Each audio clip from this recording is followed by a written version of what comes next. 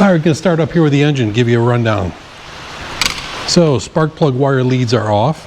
If you've never seen an aircraft spark plug, the other leads will go into there. Contactor, there's the end. They look really good. So these spark plugs were good. So we pull all the plugs. There's 2 plugs per cylinder. So we've got 3 up there, and then there's 3 down here. And then this is a boxer style. It's an opposed 6-cylinder, and there's 6 more plugs over there. There's a total of 12 plugs. Aircraft spark plugs, you be gentle with them. If you were to drop one, you can pick it up and then you can go ahead and put it in the trash. And they're expensive. They're over $40 a piece, so don't mess around with them. Anyway, top of the engine case, everything looked good. There were no broken chip fins on any of the cylinders. The baffling all looked good. The rocker covers here, so these are overhead with the push rods down here. 2 valves per cylinder, 6 rocker covers. On the other side, the right side of the aircraft, the seals are weeping just a little bit. Nothing dripping at all, but it's enough that the wintertime project will be to pull the rocker covers off and replace the gaskets with some silicone type gaskets. Those all look good. Another aspect of inspection is this shroud around the muffler. There's one on the left side of the engine. There's one on the right side of the engine. And you see the orange tubes. So what happens with these mufflers, ram air comes through the cowling here. And on the left side, it goes through this hole. Over on the right side, it goes down through that hole. And there'll be an orange tube connected here. It'll come around down here. That air will flow around the muffler inside this shroud and come out down here into this tube. This left side feeds the air box for the carburetor to feed warm air to the carburetor. So there's venturi in the carburetor. When air goes through venturi, pressure drops, velocity increases, temperature, blah, blah, blah. You can get icing, and icing can form enough to where it chokes down your engine. So you open up carb heat, it opens a little flap, allows the warm air in. If I walk over to the other side, same thing. Ram air will come into here, go around the shroud and the muffler, and come out. Now, from the carburetor box, the left side also feeds this lower tube to this Y. Right side feeds this tube. That is the firewall. This box goes through the firewall, and if you want heat in your cabin in the wintertime, you pull a lever, it opens up the flapper valve in there, and it allows the warm air to go in. Otherwise, the air will just come out here and dump and goes out overboard. On the right side, there were a couple of issues. The clamps that went onto the strut, the frame, the engine mount frame here. Here's the 8-all clamp. It's got the rubber on it. The other ones, the rubber was gone. It was just metal on metal. I have one more. I'll show you on the other side that I need to replace. So I've got some new ones. Time to put everything back together. This fuel line, it's got some age on it. So fuel from the tanks comes through here, goes into strainer. There's a little drain down here.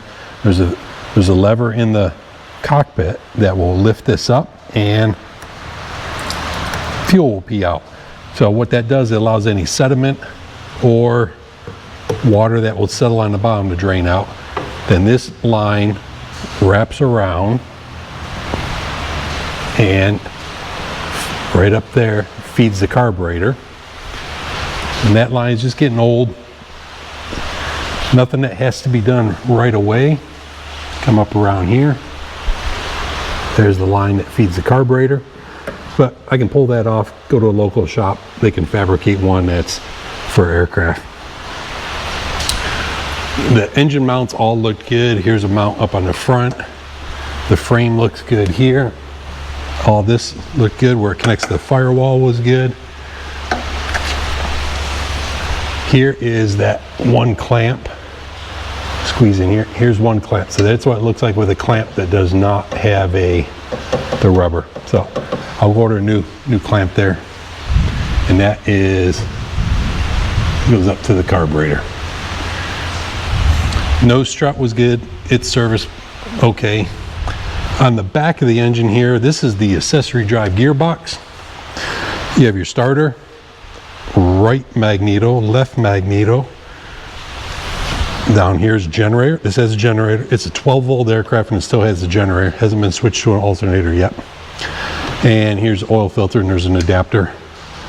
So oil will get changed after it's flown next, but these seals are starting to weep. There's a little bit of shininess in here. So another nice wintertime project would be to order a set of seals for back here. Probably do it at the same time I do the rocker covers. Put the airplane down over the winter, get those replaced. Here on the battery, these cables look original or very old. The coating is starting to crack, but the fabric within is not yet, but they're very stiff and they're set and starting to show signs of corrosion. So easy enough to make up.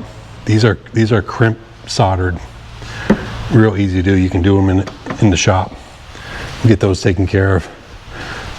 Ignition leads all looked good. Ignition leads come up here for the top.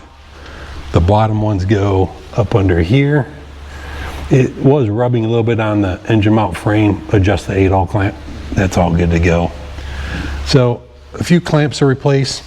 A few things for the future. This boot for the intake, that one there, got to replace that too. It's got a little fraying on it. It would still work okay, but since it's apart, what that tube does, show you up here. Here's the elbow that goes to the intake valve in the cylinder, and here's the manifold with the tube right there that connects the boat. So I'll get that replaced. What I'll do is I'll order 6, do them all, get it taken care of. So that was it for the engine. Do mention that we did blow pressure into each cylinder. Check the pressure of the cylinder. They were all 70s over 80. So what that means is you supply 80 psi through a metered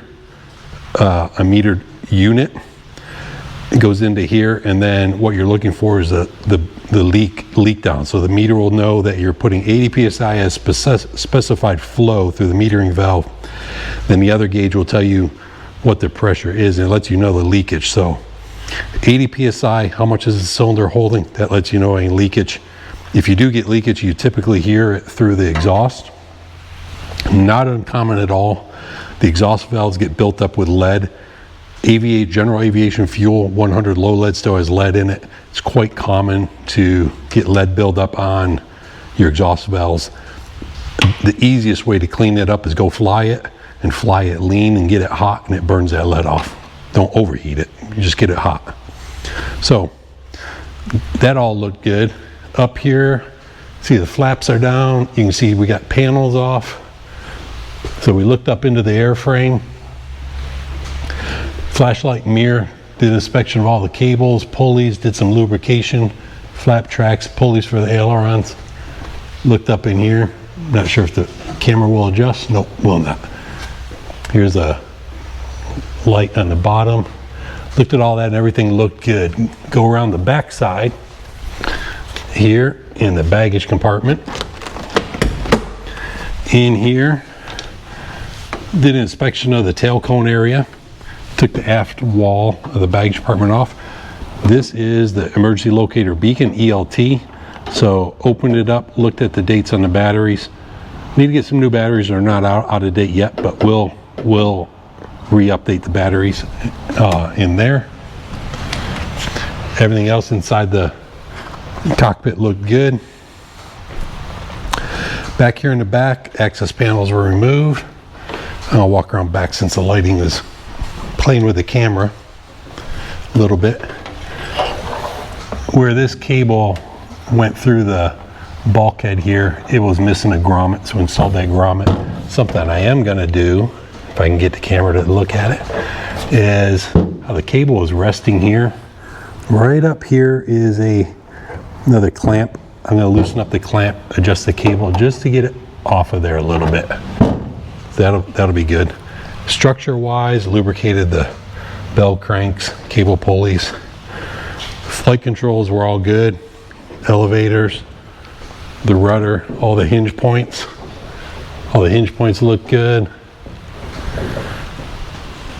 Elevator on the right side. Here's the elevator trim tab. Connections, everything lubed up, looked good. Rudder cables, all that was great. Something we did find quite a bit of, and then another access panel in the, I don't have a flashlight with me, probably can't see anything. So access panels up here in the flat well. Did pull out some mud dauber nest, not unusual. Airplane was sitting for a while, previous owner didn't fly much. So I pulled some mud daubers out of there, mud daubers out of this one, and a couple out here. So I will take a vacuum before putting these panels on. I'll get a mirror, go back up in there, get a vacuum, clean that stuff out. Strut attachment points all look good, top and bottom. And I don't think these were the proper fairings for these, but struts all look good. Wheel bearings will get packed. It's a maintenance item I have to do. The inspection was done. Wheel bearings have to get packed. So just a quick rundown on 77 Sierra. We'll get it back together, get it back and take it flying once it dries up a little bit. We've had about 3 inches of rain in the past week.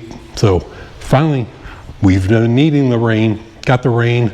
Now the runway has some puddles in it. So the ground is saturated.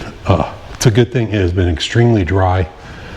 The rains we had earlier this month and in May, you couldn't even tell it. We got 1.5 inches in one rainfall. You couldn't even tell. There was no puddles out in the yard. It just soaked right in. So that's it for the walk around on the after fact. Do have a new air filter. Change them out once a year. And we got a bunch of supplies. So next time you see 77 Sierra, I'll be doing work on it and we'll show you some of the other items that we checked. So thanks for tuning in. Thanks for watching. See ya.